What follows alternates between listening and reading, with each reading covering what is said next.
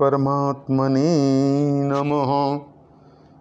जब जब होई धर्म कय हानि, बाढ़ई असुर अधम अभिमानी। तब तब प्रभु धरि विविध शरीरा, हरहि सदा सजन कर पीरा। जब जब इस पृथ्वी पर असुर बढ़ जाते हैं, पृथ्वी इनकी भार से आक्रांत हो जाती है, सज्जनों का रहना दूभर हो जाता है, पृथ्वी पर यज्ञ बंद हो जाती है, पूजा पाठ बंद हो जाता है, वेद की ऋचाएं कहना बंद हो जाती है, भगवान का नाम लेना दूभर हो जाता है। ऋषि जब यज्ञ करने बैठते हैं तो राक्षस उनके यज्ञ को आप विध्वंस कर देते। आज विश्वामित्र एक ऐसा यज्ञ करना चाह रहे हैं जिसमें हिंसा नहीं होनी चाहिए, क्रोध नहीं होना चाहिए। आखिर यह यज्ञ पूरी कैसे होगी? जब वो शुरू करेंगे राक्षस विध्वंस कर देंगे। विश्वामित्र जी अपने योग बल से देखते हैं कि प्रभु श्री राम का अवतरण पृथ्वी पर हो गया है। वह परम पावन नगरी अयोध्या, जहाँ राजा दशरथ का साम्राज्य है, जहाँ पर इतनी संपन्नता है कि इंद्र का महल भी उसके आगे फीका लगता है।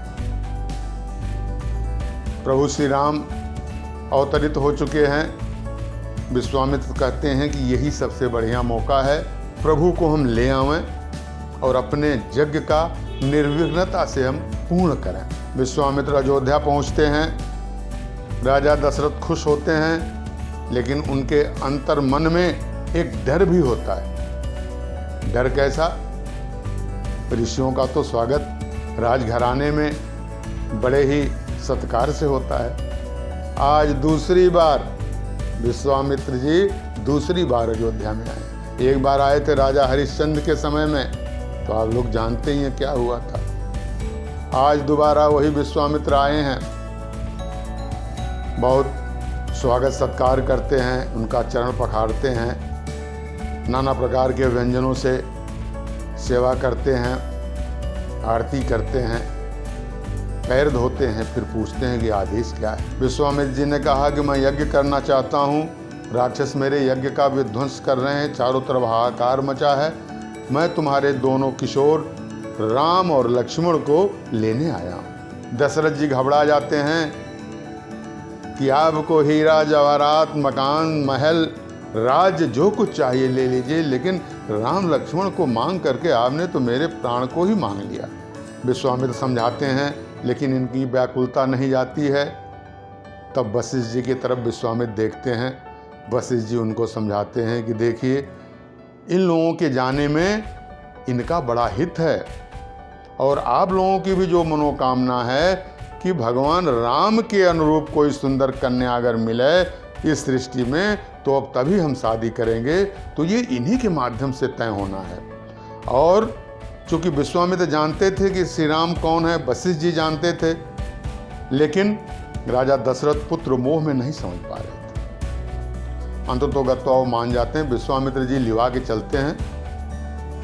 सबसे पहले ताड़का आती है, ताड़का का वध कराते हैं। कहते हैं कि राम संकोच मत करना कि यह नारी है, यह बड़ी ही भयानक है, बहुत भयानक।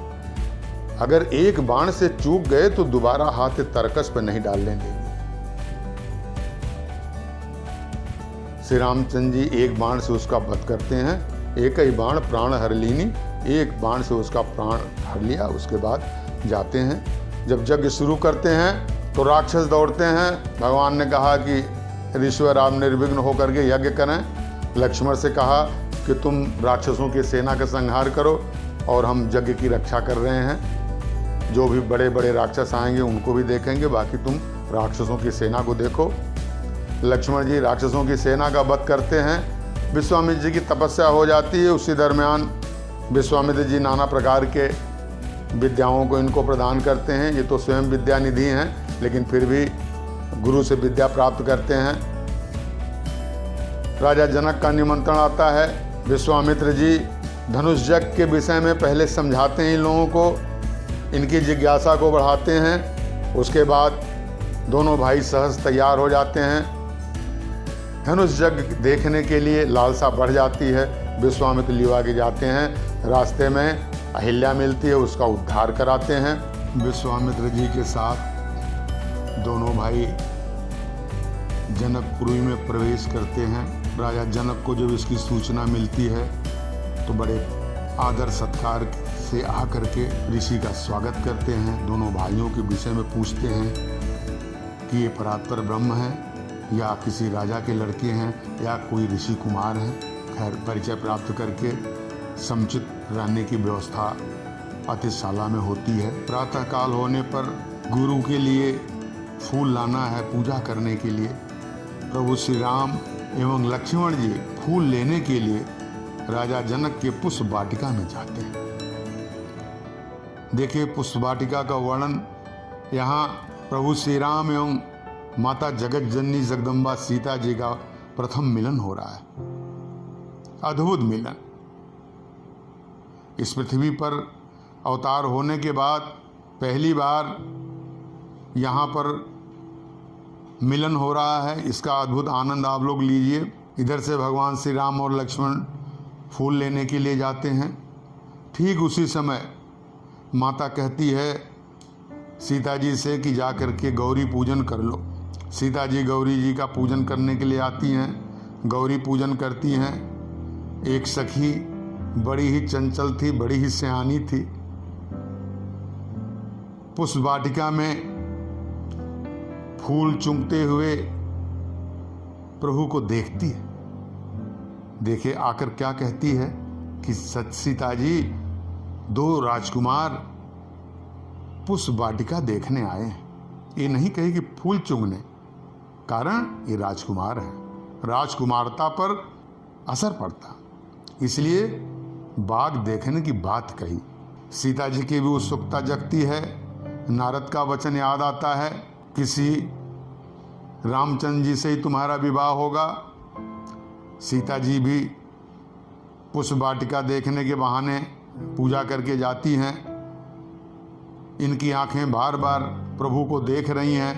वही सखी सीता जी को दिखाती है, लता भवन ते प्रगट भई ते ही अवसर दोई भ्रात। लता की आड़ से जब दोनों भाई प्रकट होते हैं, प्रथम बार सीता जी ने प्रभु श्री राम को देखा और श्री रामचंद्र जी ने सीता जी को देखा।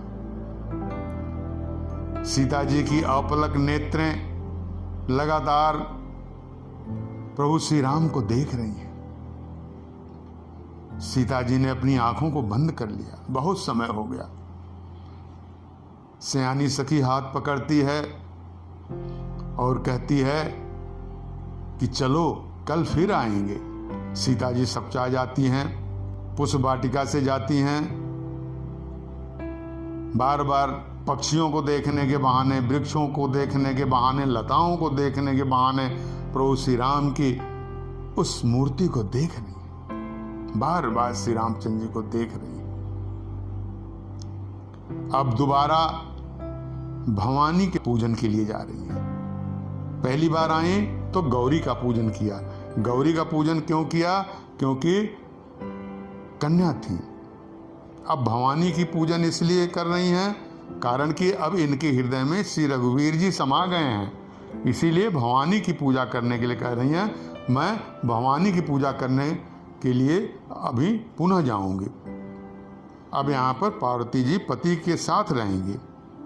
सीता जी बड़े ही प्रेम से पूजा करने बैठती हैं, नतमस्तक होती हैं। अब देखिए माँ की वंदना कितनी सुंदर वंदना है। जय जय गिरिवर राज किशोरी, जय महेश मुख चंद चकोरी, जय गज बदन खडानन माता, जगत जननी दामिनी दुति गाता। नहीं तो यादि माधय शाना, अमित प्रभाव बेदु नहीं जाना। भव भव विभव पराभव कारिणी, विश्व विमोहनी स्वबस बिहारिन। सेवत तोहि सुलभ फल चारी, वरदायनी पुरारी प्यारी।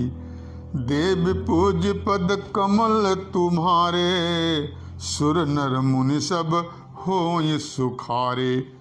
मोर मनोरथ जानहु नीके, बसहु सदा उर पुर सबही के। केनेहु प्रगटन कारण तेहि, अस कहि चरण गहे बय देहि। तो विनय प्रेम बस भई भवानी, खसी माल मूरत मुसुकानी। सुनिसिय सत्य असीस हमारे, पूजहि मन कामना तुम्हारी। नारद बचन सदा सुचि राखा, सोबर मिलहि जाहि मन राचा। माँ पार्वती जी के हाथ से माला गिर जाती है। पार्वती जी मुस्कुराती हैं। किसी देवी देवता के हाथ से पुष्प का गिरना बड़ा शुभ माना जाता है और मुस्कुराती इसलिए हैं, दो कारण है। पहला ये कि जो प्रसाद वो अपने हाथ से देने वाली थी वह स्वतः सीता जी के पास पहुंच गया, इसलिए वो प्रसन्न होती हैं। दूसरा मुस्कुराने का कारण यह है कि वो जानती हैं कि आप तो स्वयं जगदम्बा हैं, आदि शक्ति हैं। जा सुवंश उपजय गुण खानी, अगणित लक्ष्मी उमा ब्रह्मानी, इसलिए मुस्कुरा रही हैं। अब आइए स्वयंवर में चलते हैं। स्वयंवर शुरू हो रहा है। सीता जी जो भगवान की महिमामयी निज शक्ति है, एवं श्री राम जी अखिल ब्रह्मांड के परम ईश्वर, फिर भी सीता जी का संशय ग्रसित होना, देवी देवताओं को मनाना, देखिए इसमें कितना गुप्त संदेश छिपा है। सीता जी क्या कहना चाहती है, एक बहुत ही आध्यात्मिक संदेश इसमें छिपा है। इस प्रकरण को ध्यान से देखिए, ध्यान से सुनिए, ध्यान से समझिए। तमाम राजा लोग धनुष यज्ञ को देखने के लिए आते हैं, धनुष को उठाते हैं, लेकिन धनुष जरा सा भी नहीं उठता है। यहाँ तक कि रावण और बाणासुर जैसा व्यक्ति जो राजमाइश करने के लिए पहुंचता है, रावण और बाणासुर को एक साथ आए देख पूरी सभा घबरा जाती है। रावण जिसके पास 10 शीश और 20 भुजा, बाणासुर जिसके पास 1 शीश और 1000 भुजा। यह बाणासुर प्रहलाद का पोता एवं बलि का पुत्र है। जितने भी लोग हैं जनकपुरी के मनाते हैं कि इस संकट से कैसे मुक्ति मिलेगी। उसी समय आकाशवाणी होती है कि रावण तुम्हारी पुत्री कुंभी नसी को मधु दैत्य ले जा रहा है। मेघनाथ यज्ञ कर रहा है, विभीषण तपस्या कर रहे हैं, कुंभकर्ण सो रहे हैं। रावण तुरंत वहां से आता है और बाणासुर तो उसके पहले ही चला गया था धनुष को प्रणाम करके कि मेरे गुरु की धनुष है। रावण को भी बहुत समझाया था, लेकिन रावण नहीं मान रहा था। इस चीज को देख करके जब कोई धनुष नहीं उठा पाया, राजा जनक बहुत ही चिंतित हो जाते हैं। अंत में उनको कहना पड़ता है कि द्वीप दीप के भूपति नाना, सुनी आए हम जो प्रण ठाना। हमने जो प्रतिज्ञा किया था, द्वीप दीप के राजा देवता गंधर्व मनुष्य का रूप पकड़ के यहाँ आए, लेकिन धनुष को उठाना क्या, कोई तिल भर हिला नहीं सका। अब मैं ये जान गया कि वीर विहीन महीम है जाना। इस बात को सुनकर के लक्ष्मण जी थोड़ा नाराज होते हैं, क्रोधित होते हैं। अब शुभ समय जान करके विश्वामित्र जी ने भगवान राम से कहा कि हे श्री राम जी, अब आप उठें और राजा जनक के संकट को दूर करें।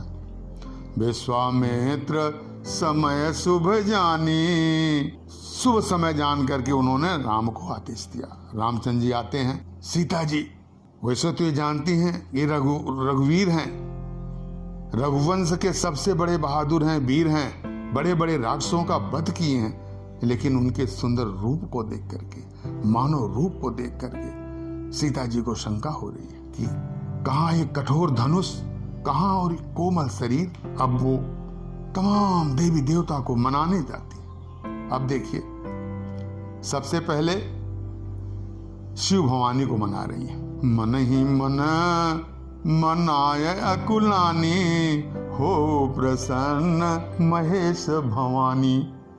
करहु सफल आपन सेवकाई, कर हित हरऊ चाप गरुआई। महेश और भवानी से कहती हैं कि हमारी सेवकाई को सफल करिए और इस धनुष की गरुता को थोड़ा कम कर दीजिए। लेकिन विश्वास नहीं जमता, आगे बढ़ती है। गणेश जी की वंदना करती हैं कि गणेश जी तो बहुत जल्दी वरदान देने वाले हैं, विघ्न हरता हैं, आज हमारे विघ्न को दूर करें। क्या कहती हैं? गणनायक वरदायक देवा, आज लगे कीन्ही तव सेवा, बार बार बिनती सुनु मोरे, करहु चाप गरुतायति थोरी। करें आज तक मैंने आपकी वंदना किया, सेवा किया, अर्चना किया, तर्पण किया, अब मेरी विनती सुनिए, इस धनुष को थोड़ा हल्का कर दीजिए। बहुत दुखी होती हैं। पिता के इस कठिन प्रतिज्ञा को सुन करके सीता जी दुखी हो जाती हैं। इतनी दुखी होती हैं कि कहती हैं कि यहाँ इतने विद्वान बैठे हैं, मंत्री बैठे हैं, एक से एक ऋषि बैठे हैं, लेकिन आज हमारे पिता को कोई समझा नहीं रहा है। अरे जिस धनुष को बाणासुर और रावण छुआ तक नहीं और चला गया, उस धनुष को तोड़ने के लिए इस राजकुमार को खड़ा किए हैं। उनकी माँ बहुत ही व्यथित हो जाती हैं और सहेलियों से कहती हैं कि कोई राजा को समझाता क्यों नहीं? क्या शिशिर के फूल से पत्थर तोड़ा जा सकता है? एक सखी बड़ी ही सियानी थी, क्या कहती है? मंत्र परम लघु जासु बस, विधि हरिहर सुर सर्व।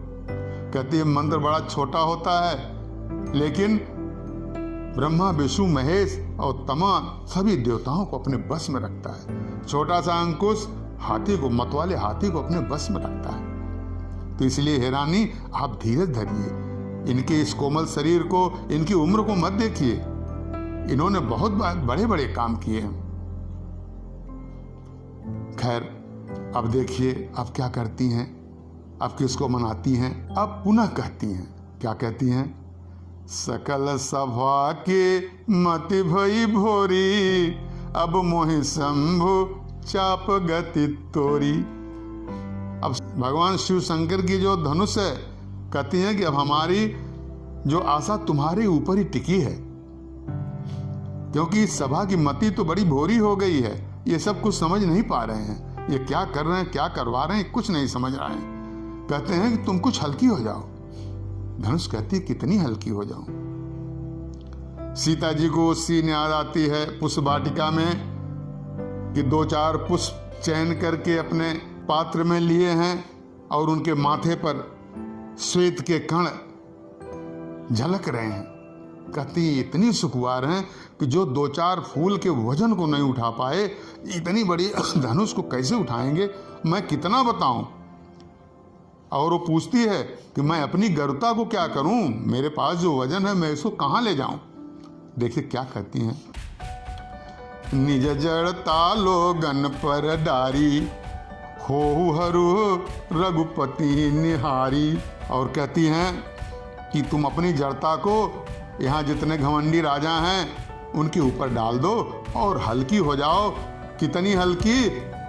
भगवान श्री राम की तरफ देखो और सोच समझ करके उतनी हल्की हो जाओ कि जितना ये उठा लें। अब देखिए क्या कहती है कि अगर मैं सच्चे मन से, तन से श्री रघुवीर को ही पति रूप में चाही है, हमारी सच्ची इनके में श्रद्धा है। अब देखिए जो मेन संदेश देना चाहती हैं वो क्या दे रही हैं। इसमें एक बहुत बड़ा रहस्य छिपा हुआ है। तो भगवान सकल उर्वासी, करहि मोहि रघुपति की दासी। अब आ गए कहाँ? तो भगवान सकल उर्वासी, हे भगवान जो सबके हृदय में निवास करते हैं, वे मुझे श्री रामचंद्र जी की दासी बनावें। वह प्रभु जो सबके घट घट में व्याप्त है, सबके हृदय में रहता है, परम पिता परमेश्वर, परात्पर ब्रह्म, आत्मस्वरूप। इसीलिए कहा गया है पूजा अर्चना आप किसी की भी करिए, किसी भी देवी देवता करिए, लेकिन ध्यान तो सिर्फ एक परमात्मा का ही करना चाहिए। आज जब सबको बार बार मनाती हैं लेकिन मन कहीं नहीं टिकता है, तो कहाँ आ जाती हैं? परम पिता परमेश्वर।